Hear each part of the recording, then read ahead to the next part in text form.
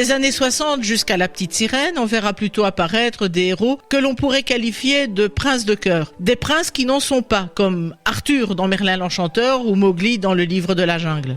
Plus de princesses à sauver cette fois, mais plutôt l'histoire de leur ascension personnelle. Ah, donc le prince reviendra dans La Petite Sirène. Et il faut donc attendre 1989 pour revoir un prince, le prince Eric, qui est d'une autre trempe que ses prédécesseurs. Ariel n'est pas de ces jeunes filles dociles. Elle prend sa vie en main, il fallait donc un prince qui n'était pas que charmant. Premier indice de ce changement, on connaît son prénom dès le début. Il a d'ailleurs un rôle tout au long du film.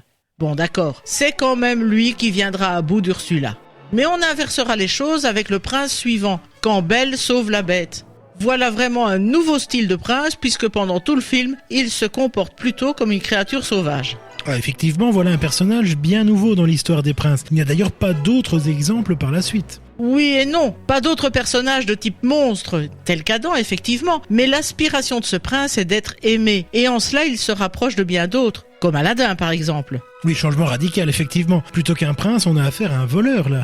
On annonce la couleur dès le début du film. Aladdin est un vaurien et un voleur. Mais il n'est pas sans cœur, puisqu'il se montre généreux avec les plus démunis que lui. Et c'est aussi un grand rêveur. Ce palais qu'il perçoit est, selon lui, l'image du bonheur. Et il comprendra que la vraie richesse se trouve dans l'amitié et dans l'amour.